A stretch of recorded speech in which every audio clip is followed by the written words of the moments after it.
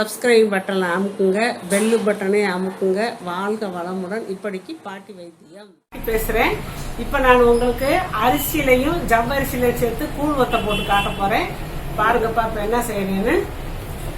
200 gram idli அரிசி எடுத்திருக்கேப்பா. இது 50 gram ஜவ்வரிசி. ரெண்டையுமே ஒரு 4 மணி நேரத்துக்கு முதல் ஊற வச்சிருக்கேப்பா. இதுக்கு நல்ல பெரிய பச்சை மிளகாய் 2 மிளகாய், 1 டீஸ்பூன் சீரகம், ஒரு 1/4 டீஸ்பூனு பெருங்காயம்ப்பா. நல்ல இந்த நயம் பெருங்காயம், தூள் பெருங்காயம்னா நயம் பெருங்காயத்தை நான் பொடிச்சு வச்சிருக்கேன். நல்லா வாசத்தை கொடுக்கும். அதனால இப்போ இதை அரைச்சு நான் கூழ் காய்ச்சணும்ல, அதனால இதை அரைக்க போறேன்ப்பா. ஊற வச்ச அரிசியை மிக்சியில போட்டு நல்லா நைஸா அடிச்சுக்கலாம்ப்பா. இப்போ இந்த மிளகாயை இதில் ஒடிச்சு போட்டுக்கலாம்ப்பா.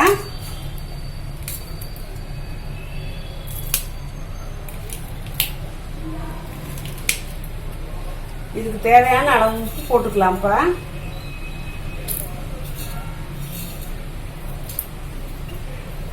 இந்த இப்போ கொஞ்சம் தண்ணியை ஊற்றி நல்லா மாவாட்டம் நைஸாக அரைக்கணும்ப்பா.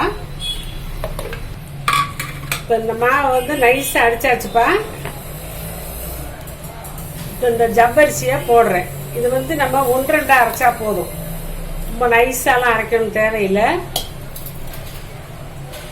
இப்போ இதையும் அரைச்சாச்சுப்பா. இந்த ஜவ்வரிசி கொஞ்சம் அப்படியே முழுசாக தான் நம்மளுக்கு தெரியும். அப்போ நம்மளுக்கு காய்ச்சி ஊத்தையில வடகத்தில் நல்லா இருக்கும் பார்க்க. அதனால இப்படி தான் இருக்குது, இருக்கட்டும். இதில் இந்த சீரகமும் பெருங்காயம் போட்டு சும்மா ஒரு சுத்த போறப்ப. ரொம்ப நேரம் இது பண்ணக்கூடாது. சும்மா ஒரு சுத்து 2 சுத்து அவ்வளோதான். இந்த கிணத்துல ஊற்றி வச்சிருக்கேன். இந்த பாருங்க, சீரகம் எல்லாம் அப்படி அப்படியே முழுசா தெரியும், ஜவ்வரிசி எல்லாம் தெரியும். ஊற்றி வச்சுக்கலாம்ப்பா.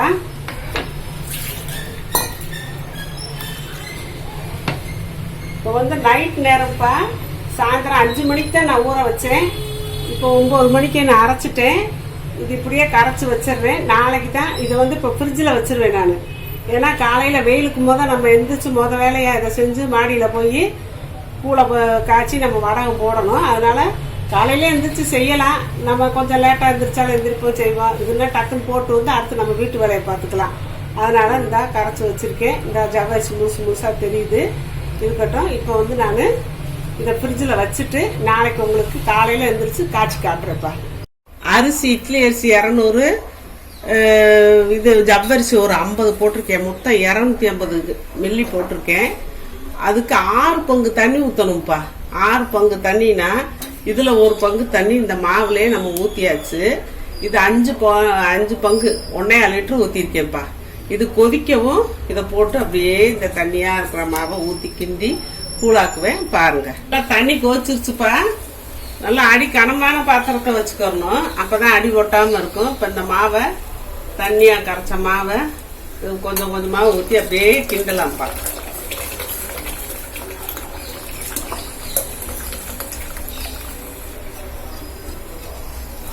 இப்படியே கிண்டணும்ப்பா.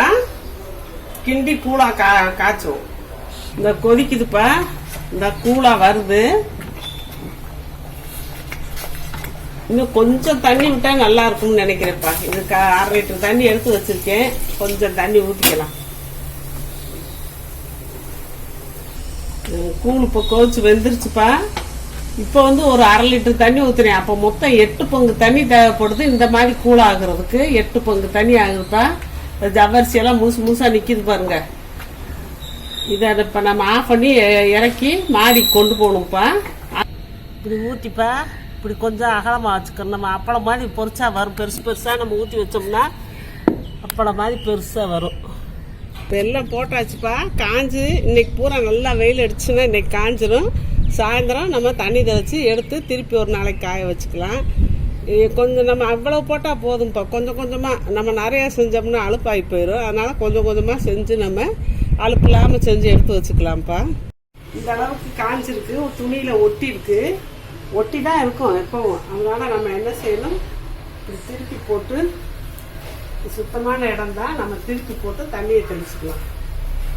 மாடியில் மண்ணுன்னு இருக்கும் தான் நான் இங்கே கீழே கொண்டு வந்துட்டேன்.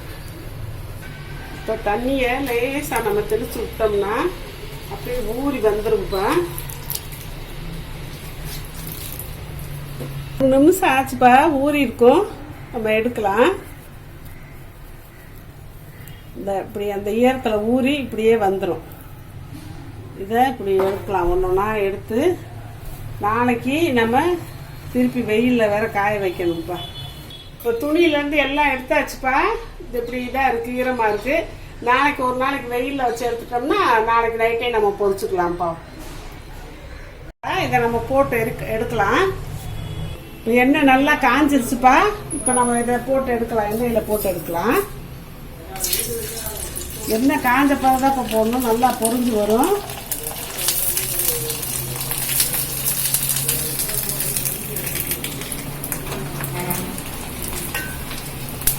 நல்லா இருக்கணும்.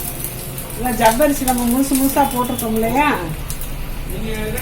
ஜவ்வரிசி முட்டு வந்துருக்கு பார்த்தீங்களா. இதை அந்த ஜவ்வரிசி அப்படி தெரியும். இப்போ பொரிச்சாச்சுப்பா. பூரா பாருங்களேன், எப்படியுமோ அந்த ஜவ்வரிசி கலந்ததுனால இந்த மாதிரி மொட்டு இருக்கும். அப்பளம் மாதிரியே இருக்கும். ரொம்ப டேஸ்ட்டாக இருக்கும். அந்த பெருங்காய வடை, இந்த சீரக வடையெல்லாம் அடிச்சுக்கிட்டு ரொம்ப நல்லாயிருக்கும். பசங்க சும்மாவே சாப்பிடுவாங்கப்பா. நம்ம தொட்டுக்கிற சாம்பார் சாதத்துக்கு வச்சுக்கலாம், கார குழம்புக்கு வச்சுக்கலாம், எல்லாத்துக்குமே வச்சுக்கலாம்ப்பா. கார குழம்பு, சாம்பார் சாதம், ரசம் சாதம் வச்சா நம்ம பொறிச்சு வைக்க வேண்டிய சாப்பிட வேண்டியது. நீங்கள் மொத்தமாக செஞ்சால் உங்களுக்கு டயர்டாக இருக்கும். நான் ஒரு 200 கிராம் தான் போட்டேன். நீங்கள் ஒரு 1/2 கிலோவில் செஞ்சு வச்சுக்கோங்க. செஞ்சு வச்சுக்கிட்டு அப்பப்போ செஞ்சுக்கோங்க. அடிக்கடி கூட செஞ்சு மொத்தமாக வச்சுக்கோங்க. ஒரேடியாக நீங்கள் 1 கிலோ 2 கிலோலாம் போட்டிங்கன்னா கொஞ்சம் ஊற்றி எடுக்கிறது கஷ்டம். அதனால் 1/2 கிலோவாக செஞ்சு நீங்கள் மொத்தமாக வச்சுக்கோங்க. வாழ்க வளமுடன். இப்போ நிறைய பேர்ப்பா நான் அவங்க கொஸ்டினுக்கு ஆன்சர் சொல்கிறோம்லன்னு கேட்குறாங்க. சொல்லிக்கிட்டு தான் இருக்கேன். நான் அதுக்குன்னு சொல்லி பார்வையாளர்கள் கேள்வி பதில் நான் போட்டிருக்கேன். அதை பார்த்துக்கோங்கப்பா. அதை பார்த்தீங்கன்னா உங்களுக்கு தெரியும். நான் வரிசையாக கேள்வி பதில் போட்டுக்கிட்டே இருக்கேன். அதில் போட்டு பார்த்தீங்கன்னா நீங்கள் கேட்ட கேள்விக்கெல்லாம் நான் பதில் சொல்லிடுறேன்ப்பா. அதை கட்டாயம் நீங்கள் பார்த்து தெரிஞ்சுக்கோங்க. சப்ஸ்கிரைப் பட்டனை அமுக்குங்க, பெல்லு பட்டனை அமுக்குங்க. வாழ்க வளமுடன். இப்படிக்கு பாட்டி வைத்தியம்.